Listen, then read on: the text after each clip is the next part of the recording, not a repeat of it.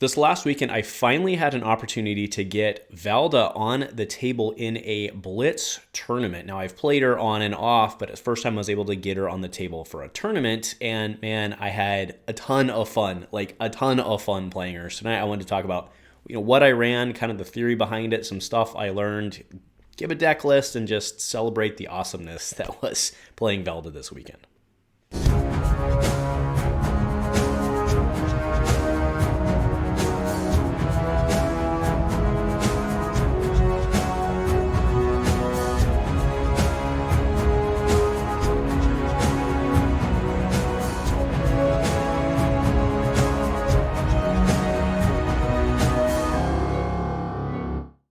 A huge shout out to our channel members for supporting what we do here. If you want to get involved with the channel and the Dice Commando community, please consider joining as a channel member. Remember, these videos are only possible with your support. You can show that support with a like, a subscribe, and by leaving us a comment and sharing your feedback. Community first, and go Commando. Hey there, Flesh and Blood folks. Welcome back to Dice Commando and Go Again, a fabulous cast. Thank you very much for tuning in this evening to talk Valda. Had a ton of fun with her. So we are going to be using FabDB tonight for the deck list. I don't think that surprises anybody. As you guys know, it's the best resource out there. They do sponsor us, so thank you to that. And you know what? Everything you need is over there. When you're over there, consider upgrading your account to unlock all the additional features. Thanks to our friends at FabDB, not only for doing this, not only for sponsoring us, but for everything else you do to support the Flesh and Blood community. All right, so I say finally got the opportunity to do Valda. Everfest has been out for a while. What's taking you so long, Andrew? Well, you guys know how it is sometimes, right? We at Gongai, we alternate every other week between Blitz and CC, so that's hard enough. And there were, Kassai and other heroes I wanted to try going into the competitive season. But also I finally got my Tectonic Plating. I got that a couple weeks ago during the Fab Foundry 20% off sale, their anniversary sale. I picked that up for a great price.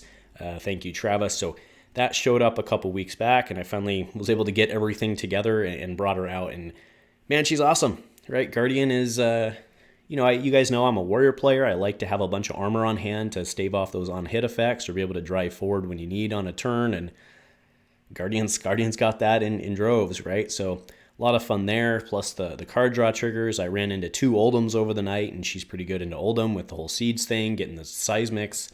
When you remember the triggers, Andrew. But so I missed at least 2 or 3 triggers over the night. But you know what? You gotta live and learn. But man, she's really cool. Now, before we go into the full list tonight, I do want to, there's a lot of people who I've seen making Valda lists. You guys know I'm a very conservative deck builder, right? I'm a very conservative player, very conservative deck builder in how I approach Flesh and Blood, right? Which is why I am where I am, and that's fine. In terms of like play tier that I am, and that's fine, right? But I've seen so many people building decks are like, oh, I've got this for card draw, and this for card draw, and this for card draw, and this for card draw, and like the whole thing just smells of like some combo commander deck, right? So I built mine to be very conservative. I actually have taken out Orthor Surge because of Tectonic, playing her more like a traditional Guardian, just trying to get those triggers. I've got a few card draw things. Someone pointed out I don't have Tome of Fyendal. One of the DC team guys, when I was going through the deck list, I don't have Tome of Fyendal. That's just because I don't own one. But again, so you could put that in. It doesn't really change much, but I'm not doing the blessing thing. I'm just kind of playing good stuff Fab, and I think she works really well because she's just kind of a tank, and if you get the bonuses, you get the bonuses. So one last thing is I did go very heavy. When we go through the deck list, so I went very heavy on 4 drops.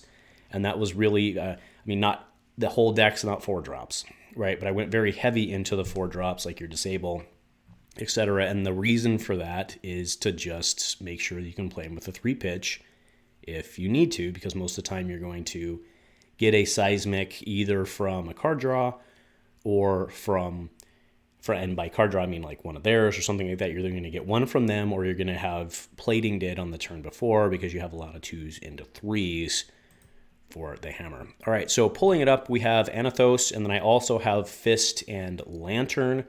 Makes complete sense. Obviously, we didn't see any Wizard last week because the errata technically goes into effect today, but most people have moved on. That's kind of the way it works. Crater Fist, we have Helm. I do not have Skullcap in here playing Helm. It's fine, right? She has 21 health, so Skullcap doesn't really come online for the most part unless things aren't really going your way anyway. So I thought that Peak was the right play there. We are pretty full up on equipment on this, so I didn't have room to just put it in. But again, I don't think it's really going to work out for you much. You may as well just run Helm. I do have Ironhide legs. That's the 1 for 2. We have Null Rune boots, gloves, and hood. You want to keep your plating. Obviously, most of the time, Creator Fist, you're not using it for its thing. You're just using it for its blocking. So gloves is perfectly fine there. Hood, you don't really need the helm for the block. And then you'll notice the boots there, we have Snapdragon Scalers. So this is some quote-unquote sexy tech that I picked up. Shout out to Adam, who was playing his Oldhim with it for some 0-drop plays he had in his Oldhim deck. That's where I picked it up from. I know other people are probably doing it. That's where I picked it up from, but I'm playing it for Exude. And then Tectonic Plating. So that rounds out the equipment suite. So if we go into the deck, again, like I said, we're very heavy into the 4. So we've got red, blue buckling, red 4 debilitate. I have 2 exudes. I really, really, really love playing exude in a blue heavy deck, right? I mean, again, that plus fire breathing is not, a lot of Cavdanes are doing that, right? That's not exactly cracking any eggs. But what I really love with exude, especially with the now Snapdragons play, is that you throw it out there. If you have cards in their hand, they have to be worried about it coming over. And if they do come over, then you can just go into, at the very worst, your hammer, right? And it's just awesome. I love it. I love the play. It's like a really sneaky mind game, tricky play.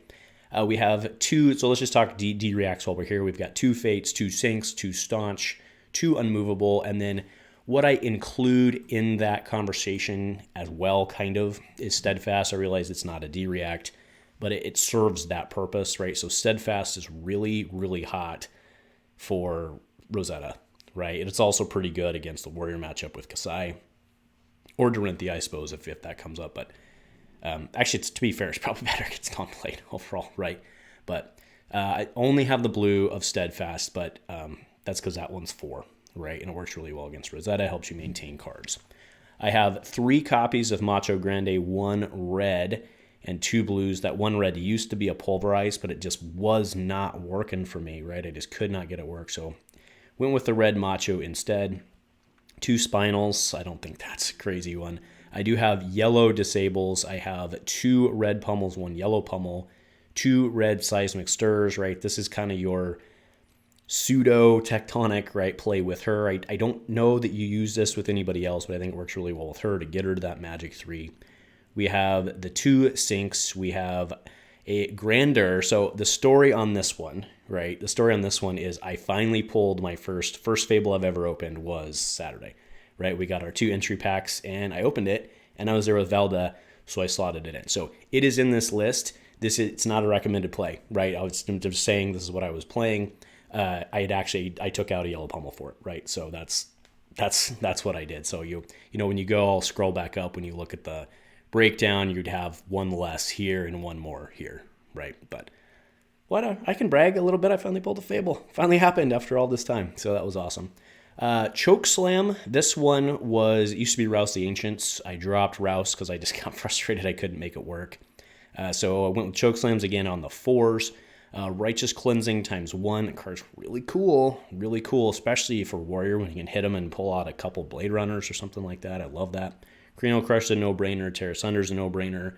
And yeah, that rounds out the list. And I know that there are other ways, like I said at the beginning, there are other ways to build this for sure. You can try to go more card draw heavy, but then you don't get to do what Guardian does, which is just kind of block and slam and block and slam and block and swing, right? So it didn't feel right to me, right? It just didn't appeal to my playstyle. I'm not saying it's wrong. I'm not saying it's bad. It just didn't appeal to me, right? So I'm not as heavy on the card, not as heavy. I'm really not into the card draw thing at all. I'm just trying to make seismics when I can, enjoy the high health, and keep coming at you. And, every now and then you get a big dominate out because you get your seismic stirs, your seismic stirs to make your seismics. You've got the Macho Grandes, and you just got a whole bunch of, really have to worry about those spinal crushes, especially in Blitz. I don't know. I love it. I just had fun. I felt like I had threats every hand. I felt like I could actually, it's like you're blocking again. You know what I mean? Like I'm blocking. I had threats every hand. I just had options galore. You had blue pitches, so you weren't as worried. it just worked. It was great. Like I said, I had a great time. I played 2 Oldhims and I still had a good time, right? So awesome. Anyway, check it out. Let me know what you think. And again, you may want to play it a completely different way. That's fair. This is what I liked. This is what I'm running. Let me know in this, if you have suggestions for me in this realm, right? Not overall. If you have suggestions for that, let me know. So anyway, just wanted to share. Had a great time. Hope you guys had a great time this last weekend for whatever you were playing. I know a lot of people play midweek, so maybe you got a whole bunch of stuff coming up, maybe tonight, maybe tomorrow. Either way, good luck with what's coming. Enjoy. And if nothing else, folks, go Commando.